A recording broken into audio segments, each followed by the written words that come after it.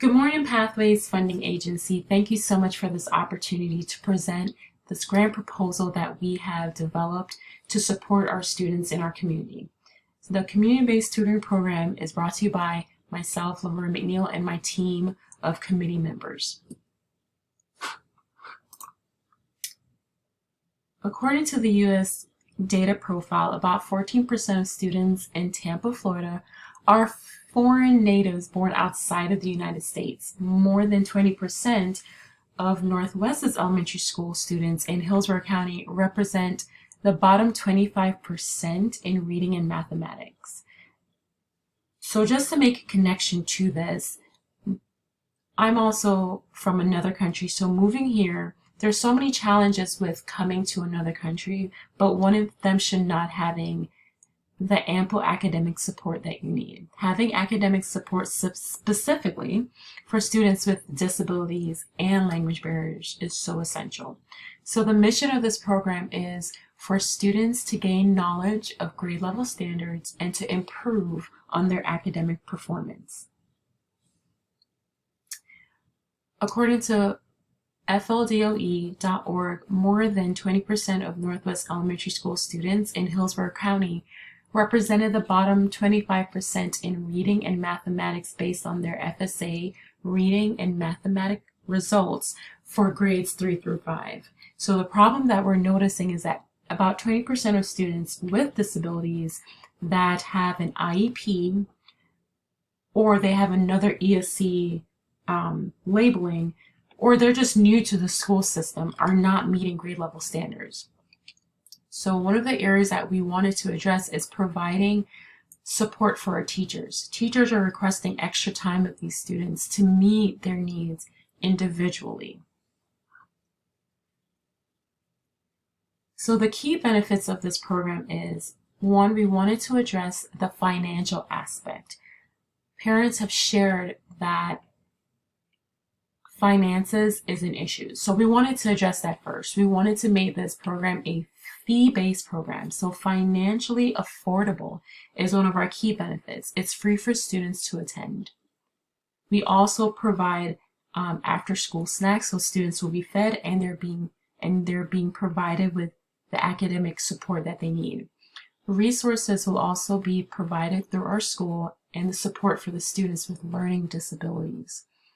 Motivating lessons for students to learn, mentoring for struggling families. Some families are still trying to get on their feet, and academics is one element of their concerns, but they also have other concerns that we can address as a school. So providing mentoring for struggling parents that are trying to understand our educational system. Another key benefit is additional academic support for families.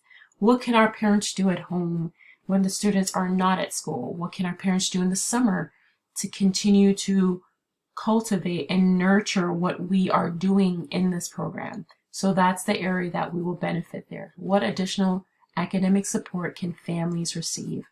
And also measurable growth throughout the school year. We will be collecting data as the program is progressing and seeing the trends, the patterns, and the growth that students exhibit over time. And again, always a plus, the extra money for our teachers and our staff. Teachers want to support our students, but at the same time, we want to meet our staff's personal need for financial support. So these are some of the main key benefits of our program. So the purpose of this program, again, I stated, is to provide a community-based tutoring program for students with financial disadvantages and reading deficiencies that are in the community of our church. The most important benefit is to develop academic gains in each of our students throughout the school year. We want to meet our students where they are, but we also want to support them along their journey so they'll continuously grow throughout the school year and beyond. So these are our goals. So by May 2023, we would like to see an increase in student performance on reading and mathematics benchmarks by 20% on standardized assessments. by May 2023, provide testing skills and testing preparation to improve performance by 20% on standardized assessments. Also, increase students' use of interactive games to improve performance by 20% on standardized assessments.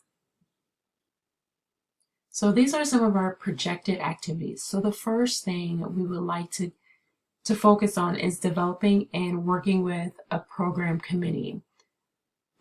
We think it's essential to plan before we bring this program to our families. So we are going to spend the first month and a half just diligently developing the program and executing a timeline of how the program will continue to flow throughout the school year. So the first step would be providing a pre-test survey of parents and students' opinions. We want to collect feedback from our families to get an understanding of what is their greatest need, where does it truly lie, and what are their expectations? What would they like to gain from this program?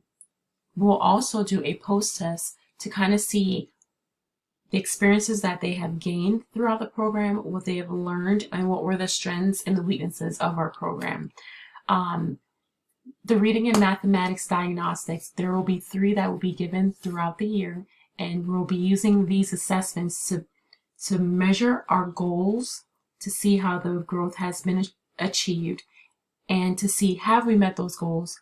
What percentage of growth do we see in each of our students? Providing resources for reading and mathematics will be continually throughout the year. Teachers will determine what resources will be best to use to meet the needs of our students. And again, using technology-based learning games, I think building the motivation of our students is critical, especially when we realize that our students need more and we have to essentially think outside the box. So using technology, especially today, to gain a more motivating lesson or building a motivating atmosphere for students to begin to connect with will be essential to our program. After that, we would like to focus in also on analyzing the results of our survey. Like I stated before, comparing the trends that we've seen from the from our pre-test to our post-test. Analyzing results between the diagnostics and just seeing how our students have grown numerically, percentage-wise, from diagnostic 1 through diagnostic 3. With this data information, we will create a presentation of the results to share with our committee members to gain insight on their research of the data and how can we culminate that into a presentation to share with our sponsorship members. We want to provide you with the most detail of how beneficial this program is and how it will meet the needs of our students. So here's a projected timeline. So the timeline would begin in October 2022 until May 2023. This period will extend through the 2nd and 4th quarter of the school year, providing an opportunity for growth and tracking our progress. So as you can see, in phase 1 will be the diagnostic 1, which is like our pre-test to see where our students are, providing parent and student survey, and then the tutoring program will begin during this period of time between August and September. Phase 2 will culminate in between October and November, but more November 2022 through January 2023. Diagnostic 2 will be given, and then we'll still continue our tutoring services. But at this point, we truly want to start collecting data to see what has occurred between the months of September coming into January. What growth or trends can we hash out and find during this period of time? And then phase 3 is our diagnostic 3 post-test student survey and parent survey, and then collect and analyze and present our results to our committee. So the evaluation will consist of diagnostic results, parent and student surveys, trends and patterns, and areas of growth in reading and mathematics.